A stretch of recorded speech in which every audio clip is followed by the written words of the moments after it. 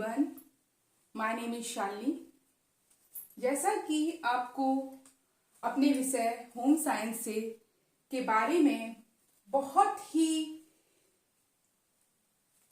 लगाव या जुड़ाव होता है, अपना जो विषय होता है वो विद्यार्थी के लिए बहुत ही, जब विषय का चयन करते हैं तो कुछ सोच के लेते हैं। जब हम किसी विषय का चुनाव करते हैं उस विषय के प्रति हमारी एक तत्परता बढ़ जाती है, और तत्परता ऐसी बढ़ती है कि मतलब आप किसी भी विषय में अगर जब तक तल्लीनता नहीं लाएंगे, धैर्यता नहीं लाएंगे, तो आप उस विषय को सही से ना पढ़ सकते हैं और ना ही कोई एग्जाम फाइट कर सकते हैं। मेरा मानना यह है कि किसी भी विषय को जब तक उसका आपको बेसिक अगर आपको नहीं पता है, किसी भी विषय, चाहे आपका हिस्ट्री हो, चाहे आपकी ज्योग्राफी हो, चाहे आपका पॉलिटिकल हो, या कोई भी विषय, ऐसा कोई भी विषय, जब तक उसका आपको बेस नहीं पता है कि वो विषय किस पर खड़ा है, क्यों खड़ा है, और छात्र छात्राएं हमेशा ऐसी गलती करते हैं, विषय को चुनाव तो कर लेते हैं पर क्या करते हैं, एग्जाम देने सीधा पहुंच जाते हैं। आपको इस लाइन को क्रॉस नहीं करते और इस लाइन पे पहुंच जाते हैं। जब तक आप ये स्ट्रेट लाइन नहीं पार करोगे तब तक आप इस लाइन तक कैसे पहुंच पाओगे। मगर छात्र छात्राएं सोचते हैं कि तुरंत हमको गोल चाहिए। कोई भी एग्जाम को फाइट करने के लिए अगर आपको, जब तक आपका बेस नहीं मजबूत है तब तक आप किसी भी एग्जाम को फाइट नहीं कर सकते हो। गृह विज्ञान विषय भी एक ऐसा विषय है, जब तक इसको आप सही से समझ के और बेस के साथ नहीं पढ़ोगे तब तक इसके बारे में आप कुछ नहीं जान सकते। समझ रहे हैं ना मेरी बात को। जब तक आप इसके, जैसे कि होम साइंस दो शब्दों से मिलकर बना है, होम साइंस, मगर गार्जियन कहते हैं कि गृह विज्ञान है, घर का विज्ञान है, इसमें क्या है, कुछ नहीं है, बस चूल्हा चौका।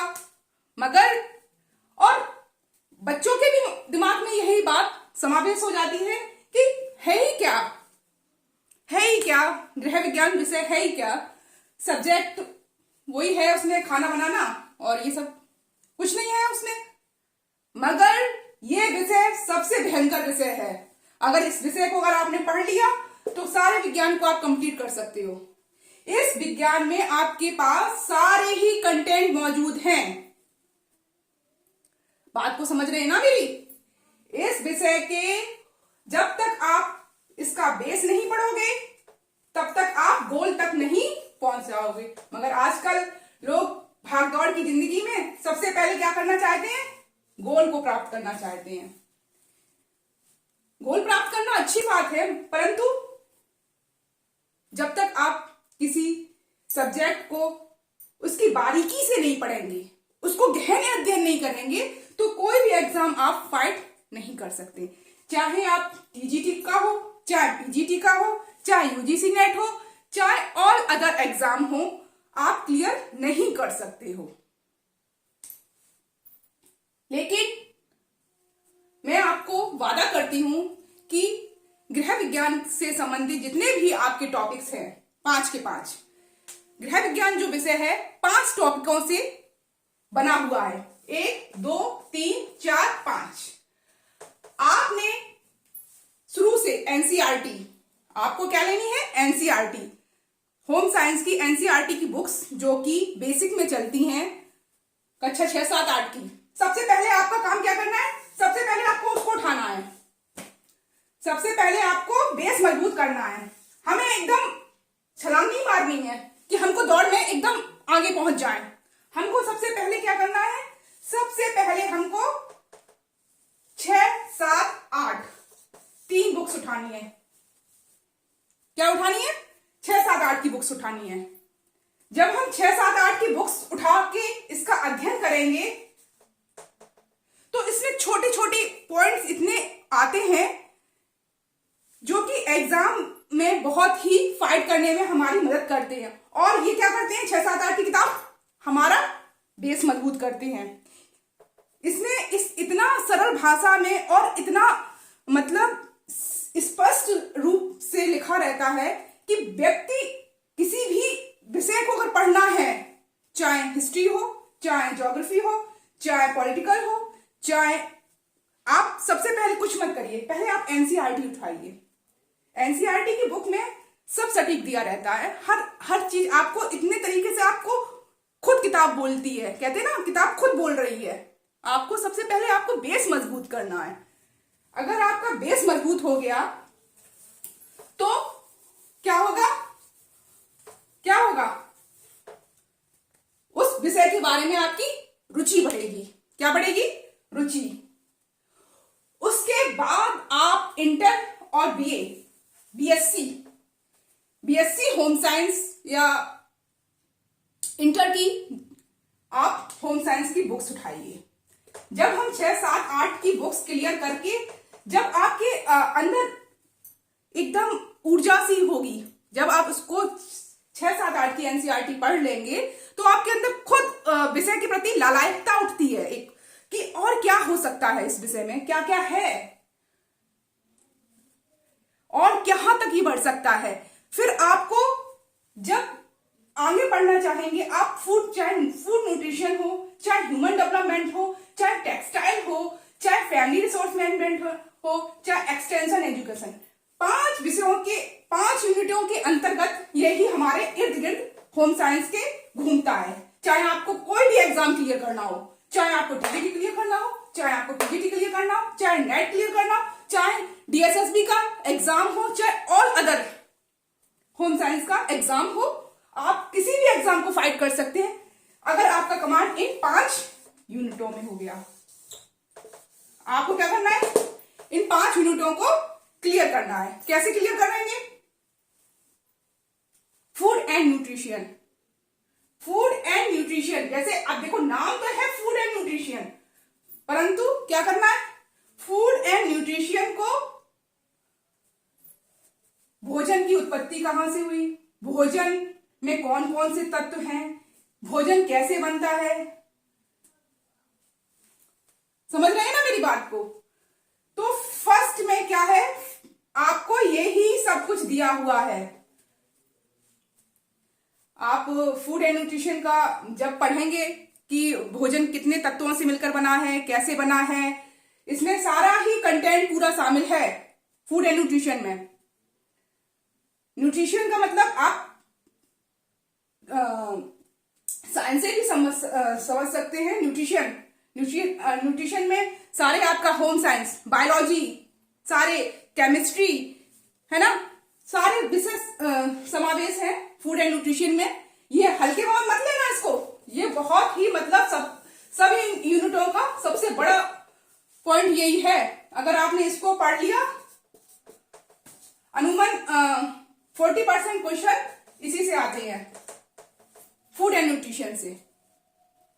भोजन के बारे में कितनी तरीके से कौन सी न्यूट्रिशन जरूरी है बच्चों के लिए, कौन से बड़ों के लिए, कौन से क्या, ये सारा आप फूड एंड न्यूट्रिशन में है। और ये बुक आपको मार्केट में काफी बुक्स मिल सकती हैं, अवेलेबल है, जिससे कि आप इसको क्लियर कर सकते हैं। लेकिन मैं आपसे वादा करती हूं कि फूड एंड न्यूट्रिशन का एक एक यूनिट का सब्जेक्ट मैं आपको क्लियर करती जाऊंगी। जैसे जैसे मैं पढ़ाऊंगी आगे, वैसे वैसे मैं आपको क्लियर करती जाऊंगी।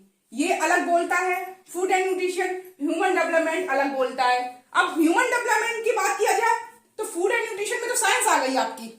अब ह्यूमन डेवलपमेंट की बात करते हैं तो ह्यूमन डेवलपमेंट क्या क्या है, 0 से लेकर बड़े तक का, मतलब ह्यूमन डेवलपमेंट मानव के विकास से लेकर, इसमें हिस्ट्री भी आ जाएगी आपकी कि मानव का विकास कैसे हुआ, है ना, बच्चा कैसे डेवलप करता है, बच्चा उम्र के हिसाब से उसकी क्या क्या रिक्वायरमेंट होती है, उसको क्या कैसे कैसे वृद्धि करनी पड़ती है, सारा ह्यूमन डेवलपमेंट, इसमें सारा सब कुछ आपको पढ़ना पड़ेगा, और पढ़ोगे तभी जब आप गहन अध्ययन करेंगे मेरे साथ। ठीक है, समझ में आ रहा है? अब सेकंड है ह्यूमन डेवलपमेंट, मानव विकास। जैसे कि आप जो बीएड किए होंगे तो उसमें है पढ़ाया गया है ह्यूमन डेवलपमेंट के बारे में।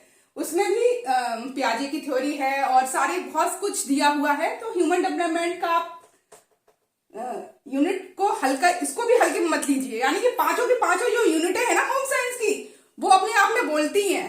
समझ रहे हैं मेरी बात को?